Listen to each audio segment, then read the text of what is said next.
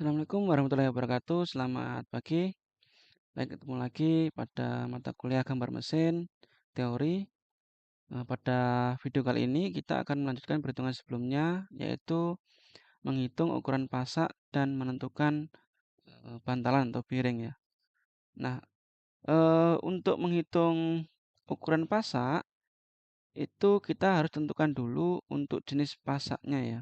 Untuk kali ini kita tentukan untuk jenis pasak yang kita gunakan adalah flat key.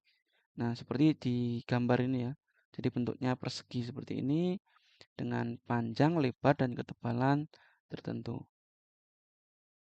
Nah, untuk pasak sendiri, kita harus rencanakan juga untuk material yang kita gunakan, di mana material yang kita gunakan adalah ST37 dengan tegangan yield atau tegangan luluhnya itu 37 kilogram per milimeter kuadrat. Nah, kemudian kita tentukan ya untuk nilai apa namanya, B, kemudian H, kemudian L-nya itu, dari tabel ini ya. Di sini ada tabel rekomendasi ya. Jadi ukuran-ukuran pasak standar itu berapa, itu ada tabelnya seperti ini. Nah, itu biasanya berdasarkan dari poros yang kita gunakannya. Nah, pada perhitungan sebelumnya, poros yang kita gunakan adalah menggunakan diameter 20 mili. Nah, di sini kalau kita lihat di tabel ini atau di gambar ini, untuk ukuran 20 sampai 25 itu nilai B kali H-nya adalah 7 kali 7. Nah, ini B dan H-nya 7 kali 7. Nah, kemudian nilai L-nya berapa? Di sini ada rentangnya ya, 16 sampai 80. Nah, ini 16 sampai 80. Nah, karena kita tidak tahu ya nilainya L-nya yang tepatnya berapa, maka perlu kita hitung dulu ya. Kita hitung dulu berdasarkan kekuatan material ini dan nilai panjang dan lebar atau B dan H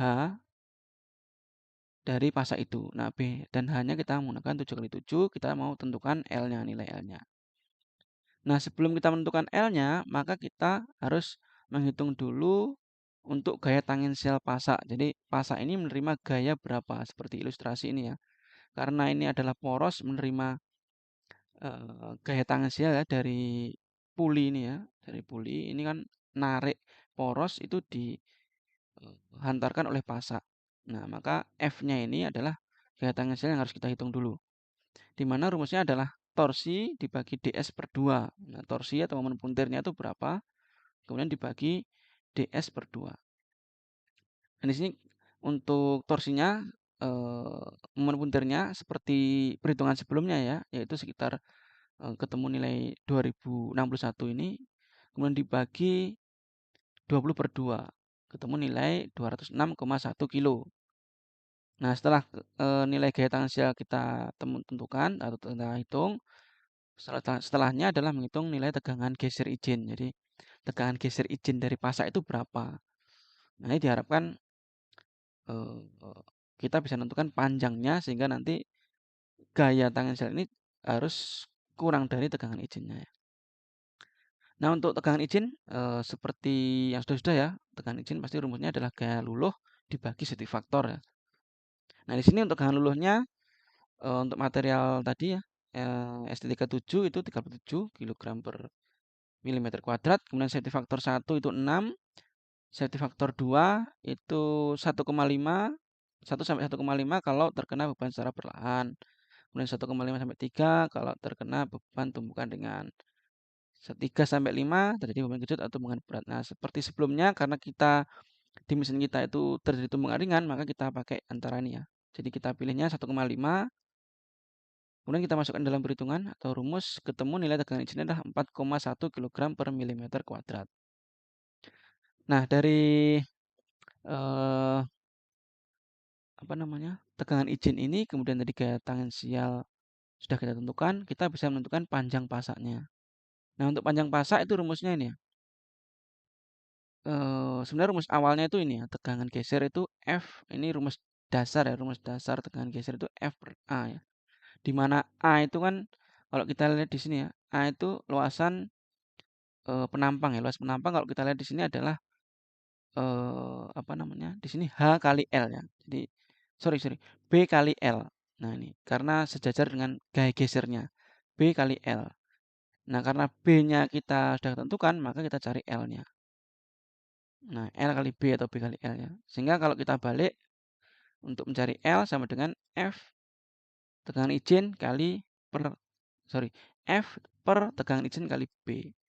Nah, di mana B tadi sudah kita tentukan 7, tegangan izinnya adalah 4,1, kemudian gaya tangensialnya adalah 206,1 kilo.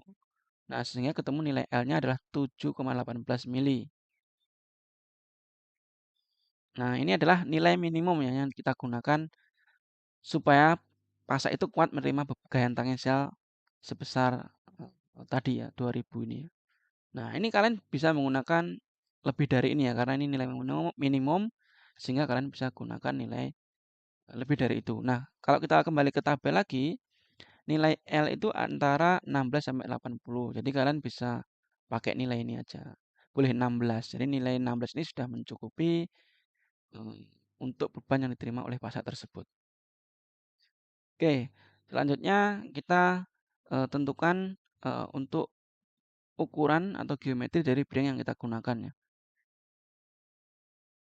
Nah, kalau kalian perhatikan di sini ya, di sini untuk bearing tipenya yang kita gunakan adalah tipe seperti ini ya. Di sini adalah two bolt flank unit atau two bolt flank ya tipenya ya. Jadi bentuk bearingnya nempel ke sini ya. Nah, seperti ini. Nah, kita rencana menggunakan itu namanya two bolt flank ini ya. Nah, untuk menghitung bearing itu untuk menentukan bearing atau bantalan itu kita di materi ini hanya menentukan eh, ukuran atau geometrinya saja ya. Artinya yang kita pilih, bearing yang kita pilih adalah jenisnya apa, kemudian diameter porosnya berapa. Nah, di sini diameter poros yang kita gunakan adalah 20. Maka kalian pilih shaft diameter 20 ya di katalog. Nah, di katalog dengan tipe bearing yang kalian pilih, kemudian cari nilai shaft diameter sesuai dengan shaft diameter atau poros yang kalian gunakan di sini 20. Nah, ini adalah geometrinya, ukuran-ukurannya. Nah, ukuran-ukuran ini yang kita gunakan nanti untuk menentukan ini ya, diameter bautnya, jarak bautnya, nanti kan harus kita lubangi di bagian bodi mesin atau covernya ini, supaya pas dengan ini. Nah, seperti itu aja untuk menentukan ukuran bearing atau bantalan. Nah, sebenarnya ada lagi cara menentukan atau mengestimasi ya umur dari bantalan. Itu ada rumusnya. Di katalog juga ada, tetapi untuk materi ini kita tidak sampai ke menghitung atau mengestimasi untuk umur bantalan. Oke, jadi kita hanya menentukan jenis bantalan sama geometrinya. Oke, saya rasa cukup untuk materi kali ini. Saya akhiri. Assalamualaikum warahmatullahi wabarakatuh. Selamat pagi.